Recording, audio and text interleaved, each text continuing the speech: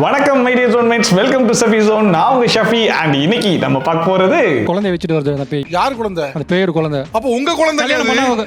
ஆமா, நம்ம குழந்தைங்க இதுதானுங்க நம்ம குழந்தை. இதான் நம்ம குழந்தை.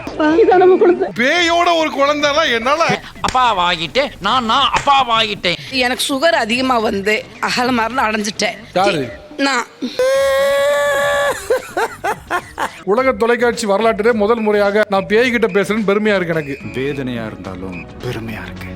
ஒரு சிரிப்பு சிரிச்சது பாருங்க, இங்க பாருங்க. நீங்க சிரிக்கிற மாதிரி நான் சிரிக்கிட்டா? ஐயோ ஆபத்து, படுங்கடா எல்லாரும்.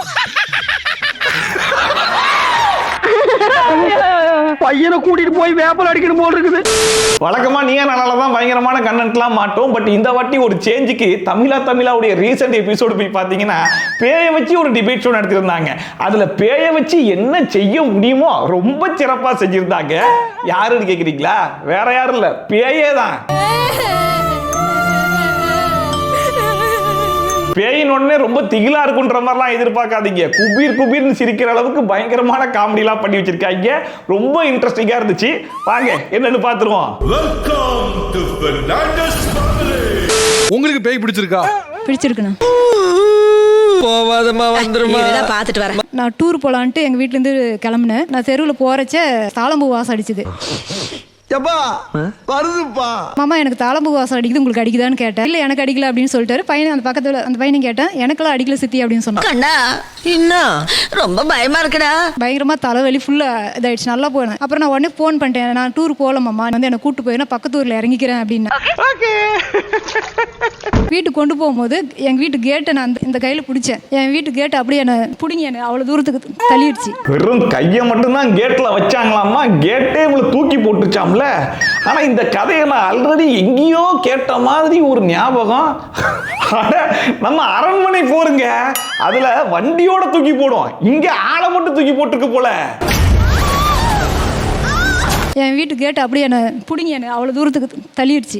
இன்னும் நமக்கு தூக்கி போடுற மாதிரி எந்தெந்த பட கதையெல்லாம் சொல்ல போறாங்கன்னு கேட்போம். ஆனா அந்த கேட் இருக்கிறதுனால தான் அந்த ஆவியால என் வீட்டுக்குள்ள வர முடியல போல. ஏன் கேட்ல என்ன சக்தி இருக்கு? இதுக்கு வேற வழக்கம் கேக்குறியா நீ? அது என்னன்னு தெரியல. நான் நல்ல நேரம் பார்த்து வச்சா அது என்னன்னு எனக்கு தெரியல. கண்டிப்பா இந்த விளையாட்டெல்லாம் என்னிட்ட வச்சுக்காத. தெரியாது. கேட்டு ஆலை பிளாக் கல்லு அப்படி ஃபுல்லா நான் ஃபுல்லா இதாயிட்டேன். ஒரு எல்லாம் உடைஞ்சு வந்துருச்சா? என் மேல நான் ஆளே தெரியலையாமா. உண்மையிலே பேய் கதையா இருக்கு. அதனாலதான் நான் தருமபுரில இருந்து தனியா கார் வச்சு நீங்க வந்திருக்கேன். உண்மையை சொல்றதுக்கு, பொய் சொல்றதுக்கு. இந்த கதையை சொல்றதுக்கு தர்மபுரியில இருந்து கார் வச்சு வந்திருக்காங்களாம்ல. தனியா கார் வச்சு நீங்க வந்திருக்கேன். உண்மையை சொல்றதுக்கு, பொய் சொல்றதுக்கு. இவங்க சொல்ற கதையில கேட்டு தான் காப்பாத்துச்சுங்கிறாங்க. ஆனா கேட்டை தொடம்போது தான் தூக்கியே போட்டிருக்கு. அப்ப ஆவியே கேட்ல இருந்துச்சான்ற கேள்வி ஒண்ணு வருது. இன்னொரு பக்கம் அந்த கேட்டே மேபி கொஞ்சம் வீக்கா கூட இருந்திருக்கலாம். இவங்க வேற மயக்கம் வருதுன்னு சொன்னாங்கல்ல, கொஞ்சம் ஃபோர்ஸா எடுத்துருப்பாங்க போல இருக்கு. கேட்டு கையோட வந்ததை பேயின்னு அடிச்சு விட்டாங்களான்னு தெரியல. எங்கே கொஞ்சம் பிடித்தீங்களு இழுத்தேன். எங்கே கொடுங்க. அதில் என்னடா தேடுகிறாய்? இதெல்லாம் நம்புற மாதிரியா இருக்குன்னு யாருக்கு தோணுது? ஆனா இவங்க சொல்றது எப்படி தெரியுமா இருக்கு? இப்போ லாரன்ஸும் சுந்தர் சி சாரும் படம் எடுக்கிறாங்கல்ல, இவங்க போனாங்கன்னா இவங்க கிட்ட கதை கேட்டாங்கன்னா அடுத்த பாட்டுக்கு ரெடி ஆகும். அந்த மாதிரி தான் இவங்க சொல்லிட்டு இருக்காங்க. ஆல்ரெடி அவங்களே அங்க இருந்து தான் கதையை சுட்டு வந்து இங்க சொல்லிட்டு இருக்காங்க. இந்த கதையை மறுபடியும் அவங்க சுட்டு எடுக்கணுமா? வடிவேல் சொல்ற மாதிரி சின்ன புள்ளத்தனமாவுல இருக்கு. பாவத்தை அந்த மனுஷன் இன்னும் அரண்மனை போற பார்க்கல போல இருக்கு. அதனால அடுத்த பாட்டுக்கு யூஸ் ஆகும்னு நினைச்சிட்டு இருக்காரு. இவங்க போனாங்கன்னா இவங்க கிட்ட கதை கேட்டாங்கன்னா அடுத்த பாட்டுக்கு ரெடி ஆகும். உங்க எண்ணம் ராங், உங்க திட்டம் ராங். இப்பொழுது என் மீது பேய் இருக்கிறது அப்படின்னு சொல்ற யாரா இருக்கீங்க? இப்போ உங்க மேல பேய் இருக்கா? ஆமா சார். இப்ப பேசுற நீங்களா பேயா? இப்படின்னா நான் வெளியே வரணும்னு நினைக்கிறீங்களா? என்னடா இது, மற்றவங்களாச்சு பேய் பிடிச்சி அந்த எக்ஸ்பீரியன்ஸை ஷேர் பண்றதுக்காக வந்திருக்காங்க. ஆனா இவங்க பாருங்க, மாமா அப்படின்னு சொல்லி பேயவே கூட கூட்டு வந்திருக்காங்க. தமிழா வாங்க வாங்க, பேய் என்னென்ன சொல்ல போகுதுன்னு கேட்போம். நான் திடீர்னு போன வருஷம் நான் இறந்துட்டேன். என் தங்கச்சி வந்து ஈமச்சடம் கூட வரல. நான் செத்ததுக்கு அப்புறம் எப்படி கதறி அழுது தெரியுமா? என் தங்கச்சி அழுது அவ கிட்டத்தட்ட ஒரு 10 நாள் பெட்ல முடியும் பக்கத்துல அட்மிட்டே ஆயிட்டா. அதனால அந்த பொண்ணுக்கு நாங்க வந்து அவ கதையை கேட்டு என்னால தாங்க முடியல. வரக்கூடாதுன்னு நினைச்சிட்டு இருந்தேன். ஆனா அம்மா அப்பா இல்லாதனால இன்னைக்கு நான் தான் அது கூட இருக்க வேண்டிய சூழ்நிலை இருக்கு. ஏதோ என் தங்கச்சி வந்து கோவிலம் பக்கத்துல இருக்கா, நான் கேளம் பக்கத்துல இருக்கேன், அவளுக்கு முடியாம போயிடுச்சு. அதனால இந்த நேரம் நான் தானே அவ கூட இருந்தாகணும் அப்படிங்கிறதுக்காக கிளம்பி வந்த மாதிரி பேசிட்டு இருக்காங்க. அம்மா அப்பா இல்லாதனால இன்னைக்கு நான் தான் அது கூட இருக்க வேண்டிய சூழ்நிலை இருக்கு. ஏமா நீங்க செத்து போயிட்டீங்க, இப்ப எதுக்கு துணைக்கு வந்திருக்கீங்க? எனக்கு சுகர் அதிகமா வந்து அகல மரணம் அடைஞ்சிட்டேன். யாரு? நான் ரத்தம் கக்கி சாவ போற நீ. பேய் பேசினா எல்லாரும் பயப்படுவாங்க, ஆனா இங்க மட்டும் தான் ஒரு பேய் பேசுறத கேட்டு சிரிச்சுக்கிட்டு இருக்காங்க. அகல மரணம் அடைஞ்சிட்டேன். யாரு? நான் என்ன சிரிப்பு ராஸ்கல். ஆக மொத்தத்துல பேய படத்துல மட்டும் காமெடி பண்ணலங்க, டிபேட் ஷோட வந்தாலும் அதுலயும் பேய் காமெடி தான் பண்ணுது. மனிதர்கள் செய்ய முடியாத ஏதாவது ஒரு விஷயத்தை நீங்கள் செய்து காட்டினா நான் பேய் நம்புறேங்காங்க. அப்படிதான் செய்ய முடியுமா? நான் ஓப்பனா கேக்குறேன், என்ன பண்ணா நம்புவீங்க நீங்க? Open challenge. நான் வந்தேன்னா என் தங்கச்சிக்கு ரெஸ்ட் கொடுத்துருவேனுங்க. என் பொண்ணுட்ட என் கணவர்கிட்ட இவ்வளவு நாளா பேசிட்டு இருந்தேன். இப்ப உங்ககிட்ட நான் மீடியாலே வந்து பேசுறேன். நான் சிரிச்சுக்கோங்க, சிரிக்கதான் செய்யணும் நம்ம, அப்புறம் என்ன பண்றது? அதாவது உலக தொலைக்காட்சி வரலாற்றில் முதலா அதாவது ஒரு பேய் டிபேட் ஷோக்கே வந்து உட்கார்ந்து ஆங்கரோட ஆர்குமெண்ட் பண்ணிக்கிட்டு இருக்கு. இப்ப உங்ககிட்ட நான் மீடியாலே வந்து பேசுறேன். நான் அவன் பார்க்கவே மாட்டேன்றான், திரும்பி திரும்பி பார்த்து பயமுறுத்தி என் கழுத்து தான் சொல்லி குத்திச்சு. அதுவும் பேயா இருந்து நீங்க என்ன பண்ணுவீங்கன்னு சொல்லி கேட்டா என் தங்கச்சிக்கு ரெஸ்ட் விட்டுருவேனா? டே அதை நானே பண்ணுவேன்டா. இப்ப நீ ஒரு நாளைக்கு ரெஸ்ட் எடு, எல்லா வேலையும் நான் பாத்துக்கிறேன், நான் பாத்துப்பேனே, பேய் தான் பண்ணணுமா? பேய் போயிட்டு நார்மல் ஆள் வர முடியுமா? இப்ப வர முடியாது. இன்னும் எனக்கு ஒரு வாரத்தை என் தங்கச்சி கூட தான் இருப்பேன் சார். இந்த ஷோ ஃபுல்லாமே பேய் தான் பேசும். ஆமா கண்டிப்பா. இந்த மதம்டா இது வைக்கண்டா அவனே. உலக தொலைக்காட்சி வரலாற்றிலே முதல் முறையாக நான் பேய் கிட்ட பேசுறேன்னு பெருமையா இருக்கு எனக்கு. வேதனையா இருந்தாலும் பெருமையா இருக்கு. பேயை பத்தி தெரிஞ்சுக்கணும்னு நினைக்கிறேன் நான். பேய்க்கு என்னெல்லாம் பிடிக்கும், என்னெல்லாம் பிடிக்காது. வாயால சொன்னா மறந்துடுவீங்க. என் பாக்கெட்ல சீட் இருக்கு, அதை எடுத்து படிச்சுக்கங்க. எழுதிக்க ஒண்ணும் புரியல, உன் வாயால நீங்க படிச்சு சொல்லு. எனக்கு ரொம்ப பிடிக்கிறது கருவாட்டு குழம்பு பிடிக்கும். ரெண்டாவது அதெல்லாம் உங்களுக்கு சுகர் இருக்கிறனால களிக்கிண்டி தான் எனக்கு சாப்பிட பிடிக்கும். மீன் பிடிக்கும். அப்ப பேயா வந்து திங்கிறதுக்கு தான் வந்திருக்கீங்க, வேற எதுவும் பண்றதுக்கு வரல.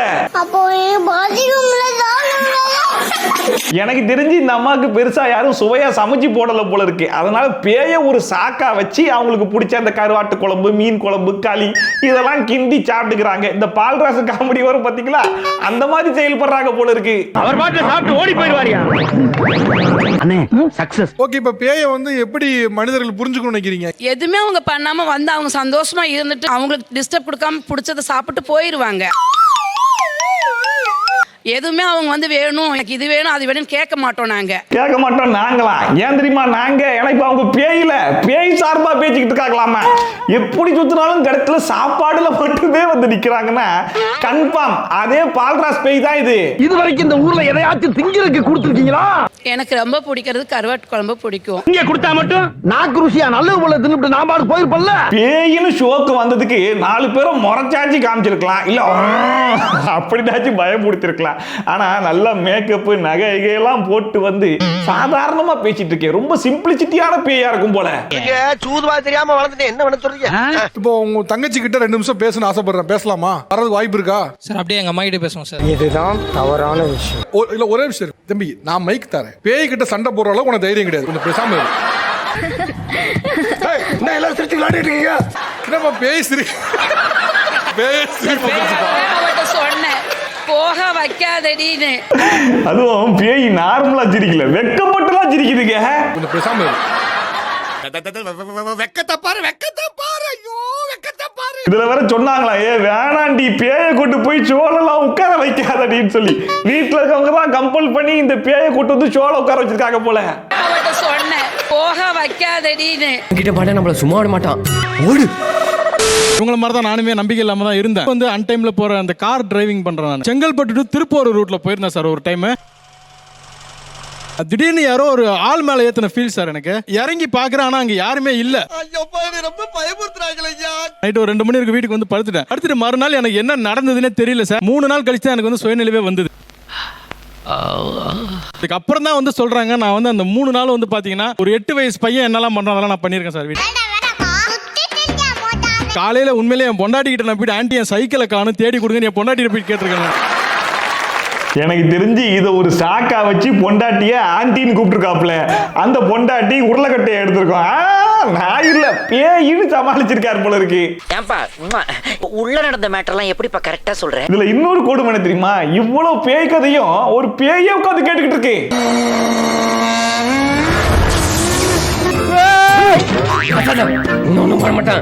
பேய் இருக்குதுன்னு சொல்ற எல்லாரும் நம்பணும் முதல்ல. நீங்க சொல்றத எல்லாரும் ஏத்துக்கணும்னு அவசியம் இல்ல. அது அத பத்தி எனக்கு கவலையே கிடையாது. ஏமா யார் நீ?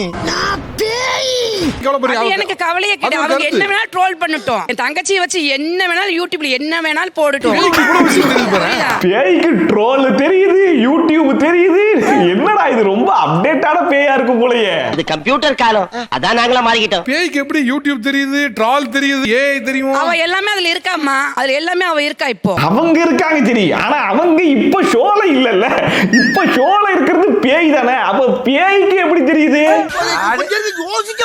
ஏஐ தெரியும். அவ எல்லாமே அதுல இருக்காமா. பார்த்தா இப்ப அவங்களுக்கே பேயா பேசுறதா இல்ல தங்கச்சியா பேசுறதான்னு ஒரு குழப்பத்துல இருக்காங்க போல இருக்கு. திடீர்னு ஒரு கேள்வி கேட்டா அது தங்கச்சி, யாரு பேசுறது அக்கா அப்படின்னு சொல்லிட்டு கடத்துல பேயே குழம்பி போய் உட்கார்ந்துருக்கு. வியாபாரத்தை பாக்குறத விட செல்லு பாக்குறது அவளுக்கு அதிகம். நான் வந்து 2014 இது பண்ணேன், கல்யாணம் பண்ணும்போது அதுக்கு முன்னாடி நான் கரெக்டாக தான் இருந்தேன். ஒன்றும் பிரச்சனை எதுவுமே வரல. கல்யாணம் பண்ண உடனே பேய் பிடிச்சிருச்சு. அது பேய் இல்ல, உன் பொண்டாட்டி. கல்யாணம் ஆகி ஒரு மாசம் 2 மாசத்துல என்ன ஆச்சுன்னா எனக்கு தெரியாமலே மாற்றங்கள் நிறைய. என்ன மாற்றம்? தண்ணி, பீடி, சிகரெட்டு இந்த மாதிரி எல்லாம் நான் பண்ணிக்கலாம். ஆமா, அது வேற ஒன்றும் இல்ல. பொண்டாட்டி 4 அடி அடிச்சிருப்பாங்க. அந்த சோகத்துல போய் தண்ணி பீடி எல்லாம் அடிச்சிட்டு பேய் மேல பழிய போடுறாருன்னு நினைக்கிறேன். அவ்வளவுதான். அப்ப அவ்வளவுதானே சார்? தண்ணி, பீடி, சிகரெட்டு இந்த மாதிரி எல்லாம் நான் பண்ணிக்கலாம். ஆமா, இதுக்கு முன்னாடி எனக்கு எந்த ஒரு பழக்கம் கிடையாதுன்னு சொல்லி ஊருக்காங்க எல்லாருமே சொல்றாங்க. அந்த காலத்துல இருந்து சொல்றாங்க. அது நான் பண்ணல, எனக்குள்ள இருக்குது. என்ன பேய் எப்படி பிடிச்சதுன்னு கேட்க. கல்யாணம் முடிஞ்சோடனையும் மறுவீடுன்னு சொல்லி கூத்து போவாங்க பாத்தீங்களா? நீ கிளம்புங்க, நேராச்சு, நீ கிளம்புங்க. அப்ப அங்க கூத்து போகும்போது நான் ஆள் இல்லாம வெளியில போய் சுத்திட்டு இருந்தேன். தனியா? ஆமா, தனியா சுத்திட்டு இருந்தேன். எங்க மாமியார் வீட்டு பக்கத்தே புளிய மரம், அங்க படுத்து தூங்கிட்டு ஏற்கனவே அங்க அந்த வீட்டு பக்கத்துலயே ஒருத்தவங்க 2 பேர் தூக்கு மாட்டி இறந்துருக்காங்க. என்னடா ரொம்ப பயமுறுத்துறீங்க. அந்த விஷயம் எனக்கு தெரியும். நான் போய் அங்க போய் படுத்து தூங்கிட்டு மறுநாள் காலையில எழுந்துச்சு எங்க அத்தை எடுத்து கூட்டு போகுது. என் உடம்புல வந்து 15 பேய் வந்து அடிச்சு வரத்துனது. 15 பேய்? இந்த மனுஷன் சொல்ற கதையில ஏதாச்சும் ஒண்ணு லாஜிக்கா இருக்கான்னு பாருங்களேன். அதாவது மறுவீடு கூட்டு போனாங்களாம். மறுவீடு கூட்டு போனா அங்க மாப்பிள்ளை தான் எல்லாரும் கவனிப்பாங்க. ஆனா அங்க யாரும் இல்லன்னு இவர் வெளியே சுத்திட்டு இருந்தாராம். அதுக்கப்புறம் மறு வீட்டுக்கு போன மாப்பிள்ளைய வீட்டுல தானே தங்க வைப்பாங்க. ஆனா இந்த மனுஷன் புளிய மரத்துல போய் படுத்தாராம். அந்த புளிய மரத்துல பாருங்க 1 2 இல்ல 15 பேய் தொங்கிட்டு இருந்திருக்கு. அம்புட்டும் ஆள் கிடைக்காம இந்த மனுஷன் உடம்புக்குள்ளேயே போயிடுச்சாமா. 15 பேய் வந்து அடிச்சு வரத்துனது. 15 பேயா? இந்த மனுஷனுக்கே ரூம் இல்லாம தான் புளிய மரத்துல படுத்திருக்காப்ல. ஆனா இந்த மனுஷன் பாருங்க 15 பேய்க்கு உடம்ப வாடகைக்கு விட்டுருக்காரு. 15 பேய் வந்து அடிச்சு வரத்துனது. 15 பேய்? ஒரு ஆள் 2 ஆள் 47 பேர்த்த தூக்கி போட்டு மிதிச்சிருக்கேன். எங்க அம்மாவை காத்த கடிச்சு துப்பி இருக்கேன். காதை கடிச்சா? எங்க அப்பாவெல்லாம் மூக்க உடைச்சிருக்கேன். வீட்டுக்காரமாவ நீ யாருன்னு சொல்லி கேட்டிருக்கேன். பாத்தீங்களா, அப்பாக்கு அம்மாக்கெல்லாம் மூக்கு காது, ஆனா ஒய்ஃபு கிட்ட மட்டும் நீ யாருன்னு கேட்டாராம்மா. ஏன்னா அங்க ஏதாவது கையே வச்சாருன்னா கையை உடைச்சு விட்டுருவாங்களா இல்லையா, அதனால அங்க மட்டும் பார்த்து விளையாடி இருக்காரு. வீட்டுக்காரமாவ நீ யாருன்னு சொல்லி கேட்டிருக்கேன். ஒய்ஃப்ன்றனால பாக்குறேன், இல்லனா சாபமே விட்டு ஒரு பொழப்பாங்க உங்களுக்கு. இந்த மனுஷன் சொல்ற ஸ்டோரி எல்லாம் வச்சு கேட்கும் போது பொண்டாட்டியால பாதிக்கப்பட்ட மனுஷன் மாதிரியே இருக்காப்ல. ஏன்னா இப்படிப்பட்ட புள்ளி எனக்கு கட்டி வச்சீங்க பாத்தீங்களா அப்படின்னு சொல்லிட்டு அப்பா அம்மா போட்டு அடிச்சிருக்காப்ல. சொந்தக்காரங்கன்னு சொல்லிட்டு ஒரு 47 பேரை தூக்கி போட்டு மிதிச்சிருக்காப்ல. ஆனா பொண்டாட்டி கிட்ட மட்டும் பாருங்க போய் நீ யாருன்னு கேட்டிருக்காரு. அப்படி கேட்டா நீ தப்பிச்சு வரலான்னு பார்த்திருக்காரு. ஆனா விடல. இதுக்கு மேல அடிச்சிருவா.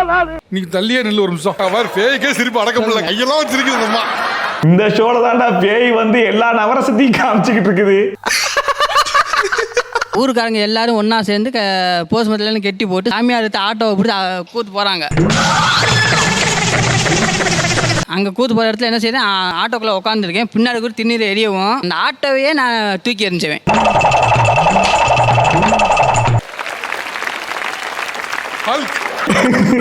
மனுஷன் சொல்ற ஸ்டோரியை கேட்டு எல்லாம் கிளாப் பண்ணி என்கரேஜ்லாம் பண்றாங்க. பரவாயில்ல, ரைட்டு.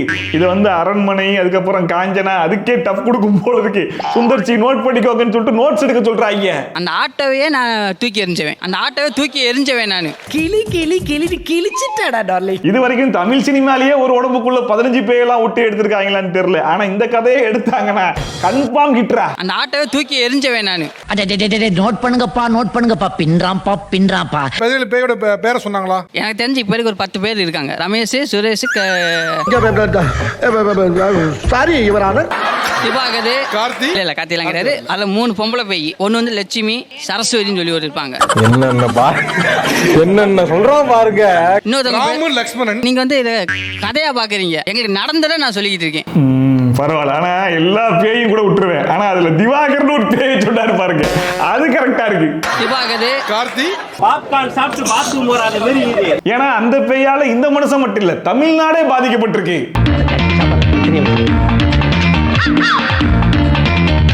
கிராமத்துல நான் இருந்தேன். கிராமத்துல ஒரு அக்கா கூட நல்லா பேசும் பழகும். அவங்க வீட்டுக்காரர் வந்து கேக்குறாரு, எனக்கு என்னடா தெரியும், கேளுடா. என்ன பையன் பொண்டாட்டி கூட பேசிட்டு இருக்கேன்னு கேக்குறாரு. அவங்க ஒய்ஃப் எனக்கு அக்கா தங்கச்சி மாதிரி. வந்துட்டு அவர் என்ன பண்ணாரு, ஒரு வாரம் கழிச்சு அலரி கொட்டை அரைச்சு குடிச்சிட்டு உட்காந்துக்கின்னு இருக்காரு. கரெக்டா 5 மணிக்கு உயிர் போயிடுச்சு. 16வது நாள் வந்து இந்த ஆளு, நீங்க நம்புங்க, நம்பலன்னா விட்டுடுங்க. நிஜ ரூபத்துல ஆகாயத்துக்கும் பூமிக்கும் இங்க செவுத்துல நின்னுட்டு என்ன அமுக்குறான்.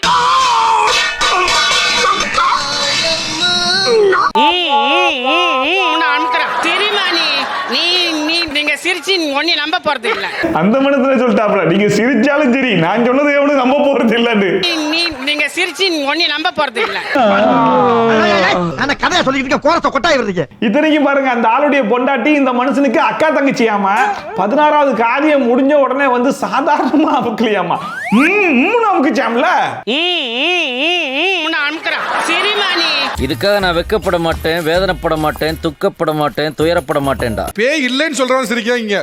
பேயே சிரிக்குதே. இவ்வளவு நேரம் சிரிச்சாங்க, அவங்களும் சிரிக்கிட்டோம் பேசுறதுக்கு சார்.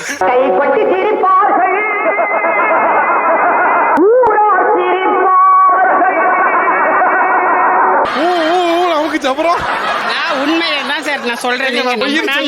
நம்மளா போங்க. எவ்வளவு பிட்டு இழத்தாப்பா அந்த காதுக தாங்க. வாங்க ஒரு சிரிச்சது பாருங்க. பாருங்க, நீங்க சிரிக்கிற மாதிரி நான் சிரிக்கிட்டா? ஐயோ ஆபத்து, படுங்கடா எல்லாரும். உனக்கு மேல நான் சிரிப்பேன். பையனை கூட்டிட்டு போய் வேப்பல் அடிக்கணும் போல் இருக்குது. அவ்வளவுதான முடிஞ்சா? இல்ல இருக்குது, அதான் சொன்னேனுங்களே. நான் எழுந்துட்டேன். நான் இதுக்கு மேல ஐயோ பாவம், அவரே கன்ஃபியூஸ் ஆயிட்டாரு. நான் எழுந்துட்டேன். நான் இதுக்கு மேல